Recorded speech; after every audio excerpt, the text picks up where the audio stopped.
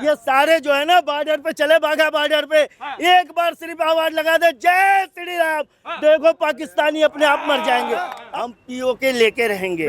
आज इतना अच्छा मौका है, आज एक गरम लोहे पे आप चोट नहीं मार रहे हो, पीओके नहीं ले रहे हो, कुछ दिन बाद ये मामला ठंडा हो जाएगा। पुलवामा की तरह जो हमारे 40 जवान शहीद हुए, 2020 में अनंतनाग में हमारे 35 सिख भाइयों को गोलियों से उड़ा दिया गया, क्या किया आपने? लेकिन आज अगर आप नहीं करोगे, यदि आज आप नहीं करोगे तो ये आने वाली हमारी नस्लें आपको कभी माफ नहीं करेगी। पाकिस्तान को खत्म करो, पाकिस्तान को खत्म करो। क्यों भाई? सुन देखिए, मैं आपके बारे में नहीं बोल रहा ना, सुनने की क्षमता रखना।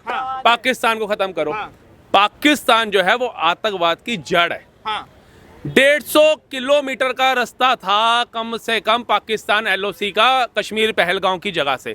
मात्र से कम 30 घंटे लगते पैदल भी, अगर भाग के भी जाते वो।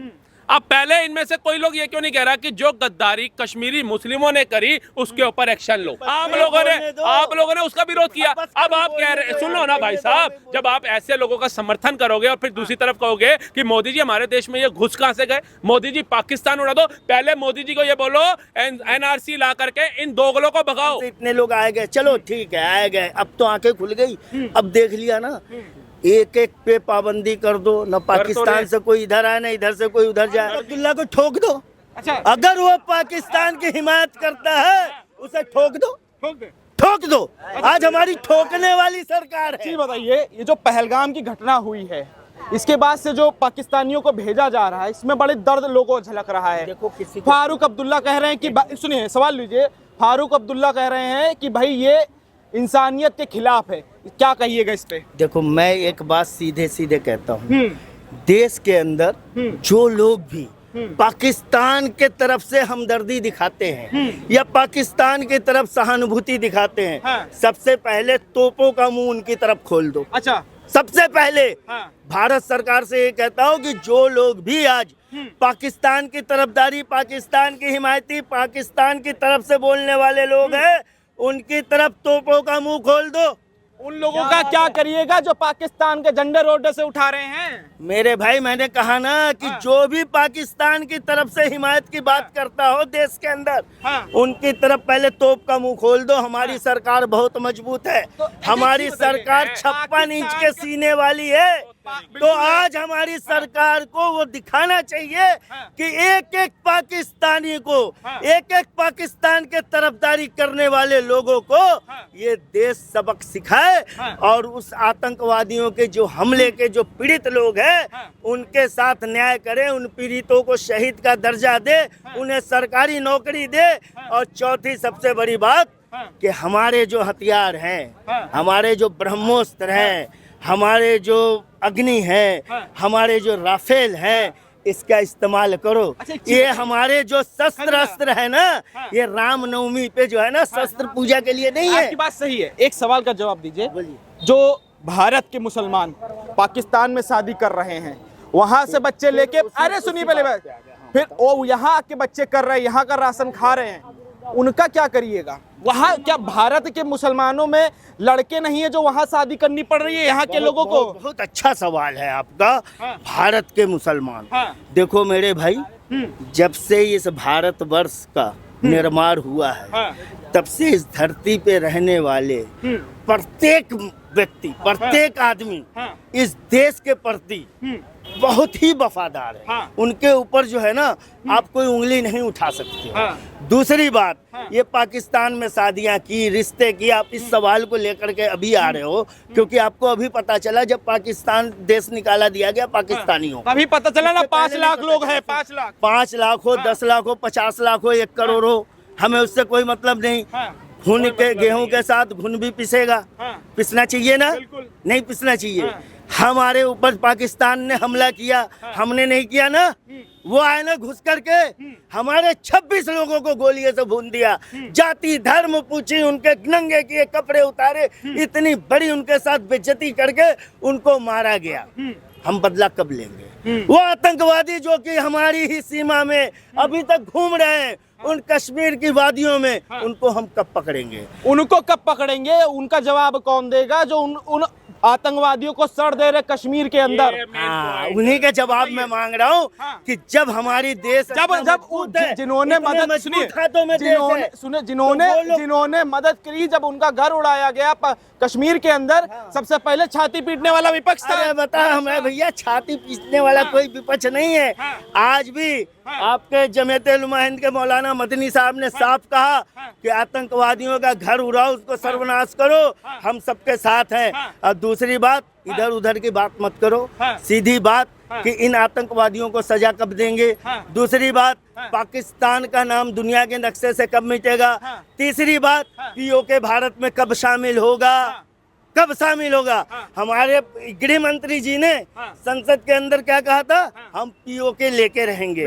आज इतना अच्छा मौका है, आज एक गर्म लोहे पे आप चोट नहीं मार रहे हो, पीओके नहीं ले रहे हो, कुछ दिन बाद ये मामला ठंडा हो जाएगा। पुलवामा की तरह जो हमारे 40 जवान शहीद हुए, 2020 में अनंतनाग में हमारे 35 सिख भाइयों को गोलियों से उड़ा दिया गया, क्या किया आपने। लेकिन आज अगर आप नहीं करोगे, यदि आज आप नहीं करोगे, तो ये आने वाली हमारी नस्लें आपको कभी माफ नहीं करेगी। क्या कहेगा, क्यों नहीं अटैक हो रहा? देखिए 10 दिन से ऊपर हो गया है मामला। आप और भाई साहब भी कह रहे हैं पाकिस्तान को खत्म करो, पाकिस्तान को खत्म करो। क्यों? भाई सुन देखिए, मैं आपके बारे में नहीं बोल रहा ना, सुनने की क्षमता रखना। पाकिस्तान को खत्म करो। पाकिस्तान जो है वो आतंकवाद की जड़ है। 150 किलोमीटर का रास्ता था कम से कम पाकिस्तान एलओसी का कश्मीर पहलगांव की जगह से। मात्र से कम 30 घंटे लगते पैदल भी, अगर भाग के भी जाते वो। अब पहले इनमें से कोई लोग ये क्यों नहीं कह रहा कि जो गद्दारी कश्मीरी मुस्लिमों ने करी उसके ऊपर एक्शन लो। वो कैसे पनाह दी, वो कैसे यहाँ पर रहे, कैसे उन्होंने सुरंगें बनाई, उनको छुपाने का काम किया। और ठीक इससे पहले जब वैष्णो देवी जा रही बस के ऊपर हमला हुआ था, तो उसमें भी हमारी सेना ने जब सर्च वारंट निकाला था, उसमें भी कश्मीरी मुस्लिम ने पनाह दी थी। तो जब कश्मीरी मुस्लिम ऐसे आतंकवादियों को पनाह देंगे, तो मुझे लगता है कि पाकिस्तान से पहले देश में पल रहे गद्दारों को खत्म करो। आप पाकिस्तान को खत्म कर, अरे मैं बताता हूँ, अभी रुक जाओ, अब सुनने की क्षमता रखिए। जब सरकार होती है ना, वो आपको खुल के नहीं बताएगी, सीक्रेट मिशंस होते हैं, ठीक है। वो आपको ये नहीं बताएगी कि भैया कल हम सीपी जा रहे हैं, कल हम तुगलकाबाग जा रहे हैं, कल हम यूपी जा रहे हैं, वहां पे आतंकवादी उनको खत्म करेंगे, वो आपको बताएगी नहीं। वो सीक्रेट मिशंस होंगे। जब एनआरसी आता है देश के अंदर, एनआरसी का मतलब था कि आप अपने कागजात दिखाओ। अगर आप भारत के नहीं हो, इतने समय से भारत में नहीं रह रहे हो, और आपके पास ये है, तो आपको बाहर भगाया जाएगा। वो लोग कौन होते हैं आप बताइए। आप कहते पुलवामा हो गया, 40 शहीद हो गए जवान, बदला नहीं हुआ, ये नहीं हुआ। वो आरडीएक्स आया कहां से आप बताइए। जब 5 लाख महिलाएं पाकिस्तान से रोज आना जाना करेंगी, शोहर वहां के होंगे, बच्चे 55 लाख भारत में पलेंगे, तो आपका माइंड कहीं ना कहीं शक जाएगा ही जाएगा, ये कौन है। और जब इनके ऊपर कार्रवाई करने के लिए एनसीआर का बिल आएगा, एनसीआर का जो था एनआरसी, सॉरी एनसीआर तो दिल्ली है ना, एनआरसी का बिल आएगा, यूसीसीए आएगा, है, आप लोग उसका विरोध करेंगे। आप शाहीन बाग बना देंगे देश को, है।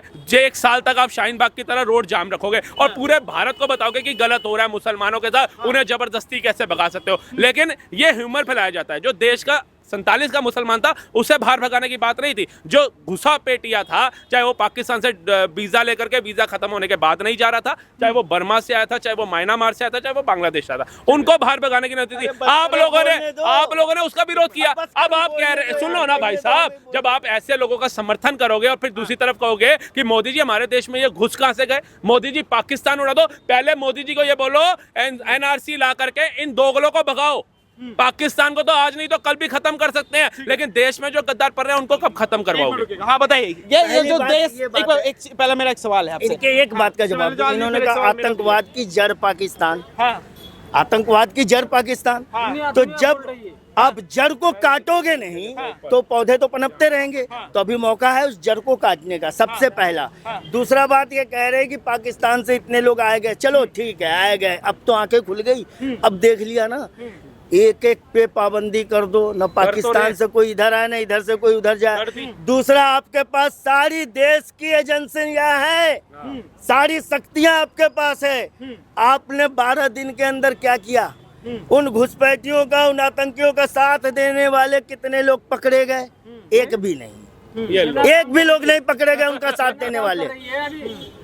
एक भी वो आतंकवादी नहीं मारे गए जो हमला कर करके। कंफर्म न्यूज है कि एक भी नहीं पकड़ा गया? कहाँ पकड़ा गया? अब बताइए, उनका साथ देने वाला कोई पकड़ा गया? आतंकवादियों का कोई सुराग लगा? कहाँ है वो? कहाँ छिपे हुए? दर्जनों लोगों से वहाँ पे जांच चल रही, पूछताछ चल रही है, जिन्होंने जांच तो हजारों लोगों से चलेगी, जांच तो चलती एक बात रहेगी। बताइए, ये जो आतंकवादी हमला हुआ है, जो कश्मीरी मुसलमान है, उनके समर्थन के बिना हो सकता था ये? बिल्कुल नहीं, मिले हुए हैं यार। देश में गद्दार है तभी तो ये हुआ। हम कहाँ कह रहे हैं कि गद्दार नहीं है? उन गद्दार, देखो कश्मीर, सुनो एक मिनट, कश्मीर के बारे में ज्यादातर बहुत से कम लोग जानते होंगे। कश्मीर के अंदर एक विचारधारा ऐसी थी किसी समय में, जो कश्मीर को बिल्कुल भारत से अलग करके अपना एक अलग पर्सनल देश बनाना चाहते थे। तो वो वहीं के लोग थे ना। तो वो अलगाववादी जो नेता थे, कौन सा पता नहीं, जिलानी कितने नेता थे अलगाववादी, तो उन नेताओं की जड़ें वहाँ थी ना। वो देश से अलग करना चाहते थे पाकिस्तान को। लेकिन पाकिस्तान की जनता जो भारत के साथ है, जो तिरंगे का लेकर के चल रही है, इस तिरंगे को उठा करके तिरंगे के पीछे है, तो उनका भी तो सम्मान होना चाहिए। कि दिल्ली में जितने भी बांग्लादेशी घुसपैठिए रह रहे हैं, सरकार इतनी नाकामी क्यों दिखा रही है कि उनको निकाल करके बाहर नहीं खदेड़ पा रही है? अगर मैं कहता हूँ 10, 20, 50 हजार अगर कोई अलग समुदाय के लोग उनके पक्ष में खड़े भी होते हैं, तो हमारी सेना, हमारी पुलिस किसके लिए? किसके लिए? किसके लिए? देखिए, जो कमी है वो कमी है।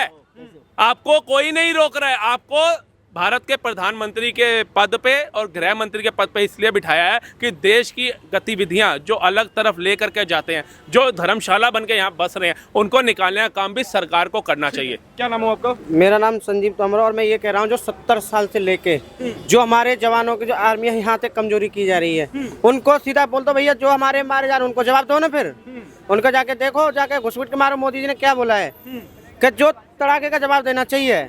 और ये खुद सन्नी साहब, उनको हमारी आर्मियों को कमजोरी की जा रही है, और वो कहते हैं कि सबूत लाओ।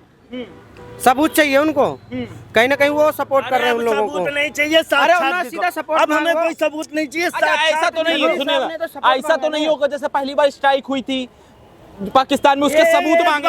एक बात बताओ, स्ट्राइक करे से ये 2-4 तो बम ले जाकर के पाकिस्तान में फोड़ देने से आतंकवाद खत्म हो जाएगा? आतंकवाद के हम बता रहे, ऐसा तो नहीं होगा कि पता चला तो पहले अटैक हो जाता है, उसके बाद यहाँ का विपक्ष मांगे कि अरे मेरे भाई, पाकिस्तान का मियाँ जो है ना, फारूक अब्दुल्ला साहब ये कह रहे हैं कि भाई ये जो पाकिस्तान आ जा रहे हैं लोग, जो आम लोग हैं, ये जो इन लोग को वापस भेजा जा रहा है, ये इंसानियत के खिलाफ है। किसने रोका? फारूक अब्दुल्ला को ठोक दो। अच्छा, अगर वो पाकिस्तान की हिमायत करता है, उसे ठोक दो, ठोक दो। आज हमारी ठोकने वाली सरकार है। ये ठोकने वाली सरकार अपने ठोकने की नीति को लेकर के चले ना। ये एक मिसाइल अग्नि 5 सिर्फ दाग दो ना पाकिस्तान के ऊपर, पूरा पाकिस्तान खत्म। ठीक है, पूरा पाकिस्तान खत्म। जनरल जीडी बख्शी का बयान सुनो, उन्होंने कहा था, क्या कहा था?